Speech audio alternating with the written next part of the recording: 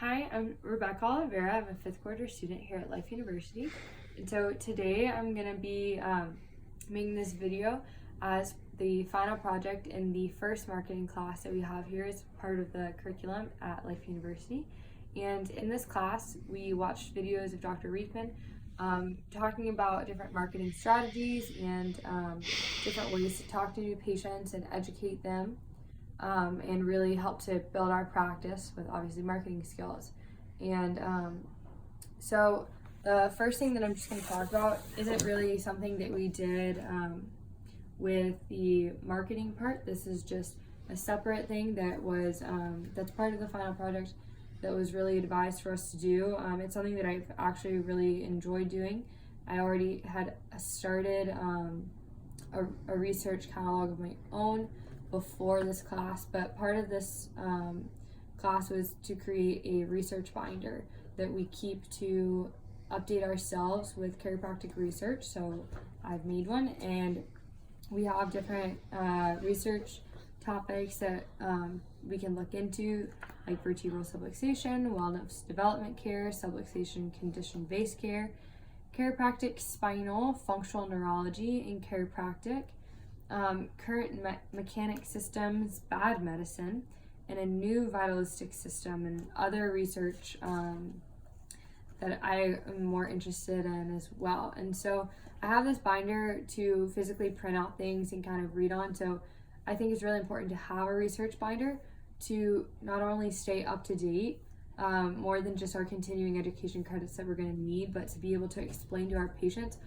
this actual science behind chiropractic, behind how we get them well and how we keep them well, and why they should come to us versus going to their medical doctor when they have an issue. And I think it's important that we take it seriously, because the title doctor means teacher, and so as a doctor, it's our job to teach and educate our patients on their health and how to keep them well and how they can stay well and really empower them. And I think using the current research is a great tool to keep ourselves informed as well as our patients. So my actual, the way that I keep most of my research is actually on my laptop. I have a folder where I organize my research in these same tabs as well as some other ones. And I constantly update it whenever I find a new research article. I'll just save the PDF.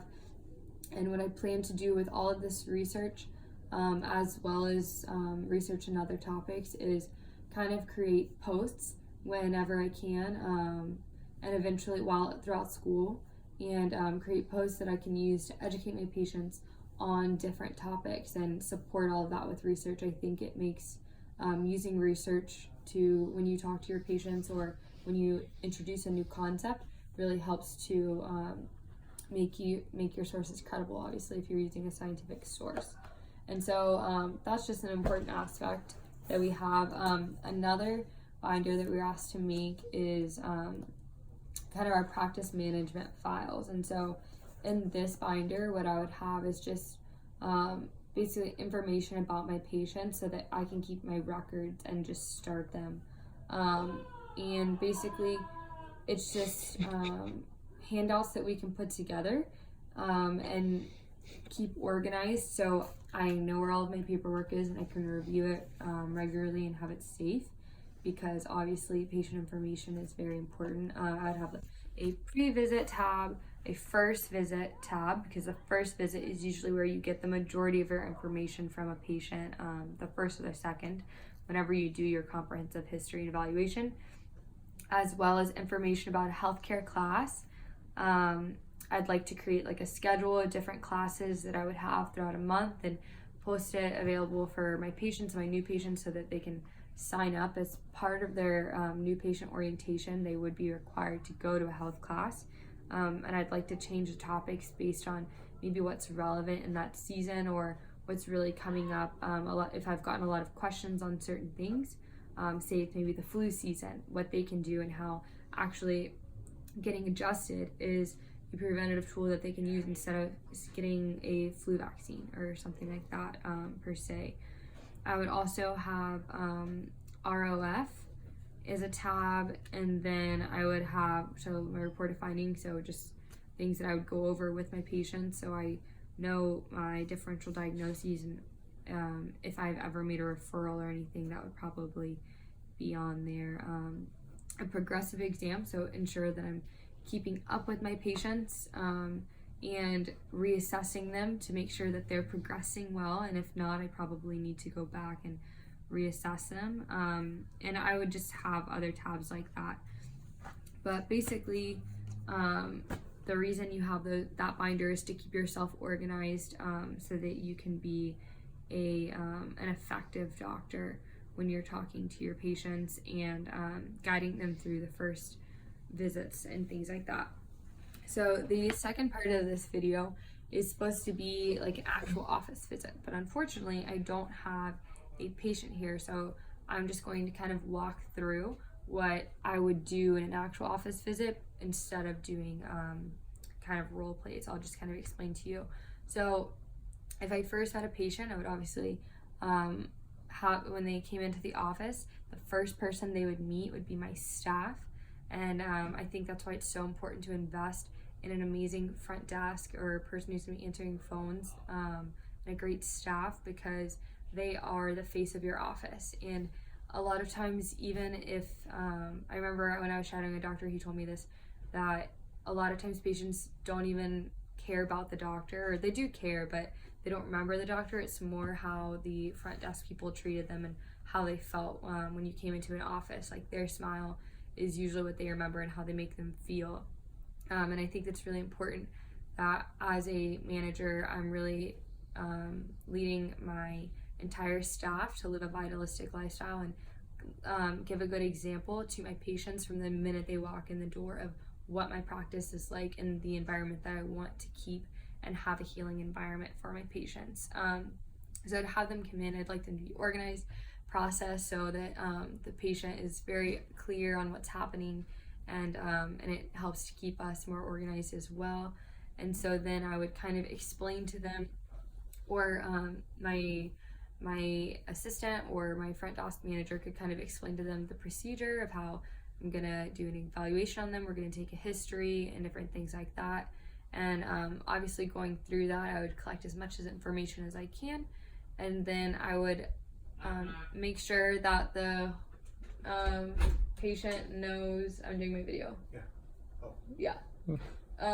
So I'd make sure that the patient knows what is going to be a part of the exam, and that they consent to all of it. And then after the exam is finished, I would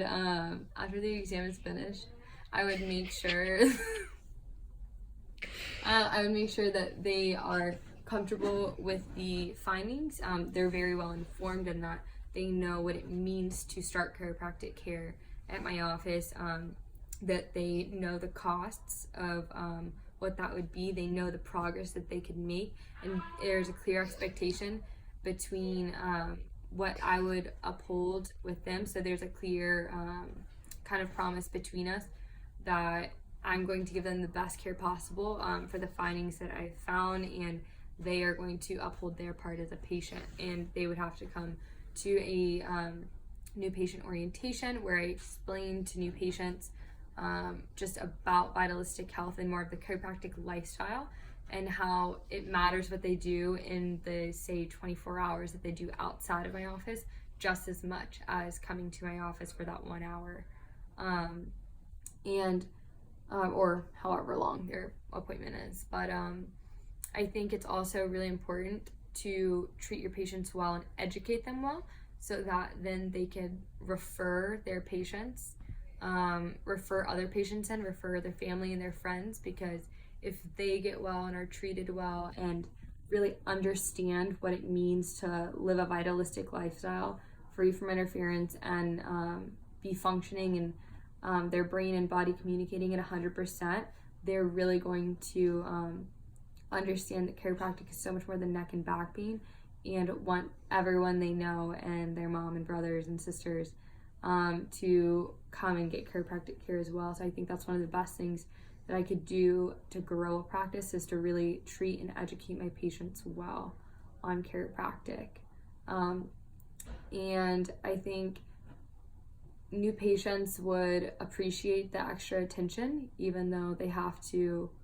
I think new patients would appreciate knowing new things and being educated on different topics outside of just chiropractic. Like maybe I could do a class on vaccines and things like that, to really educate them on how to avoid further subluxation. So it's important that when they're in my office as well, they understand what I'm going to do for their exam, if I need to do x-rays or send them out for further testing, or if I can do everything myself, or if they need to be really focusing on their diet to remove maybe some physical, some like chemical toxins that are from their food or something that is causing subluxations to present in the office, or just interference in their bodies, and maybe why they're not functioning is 100%.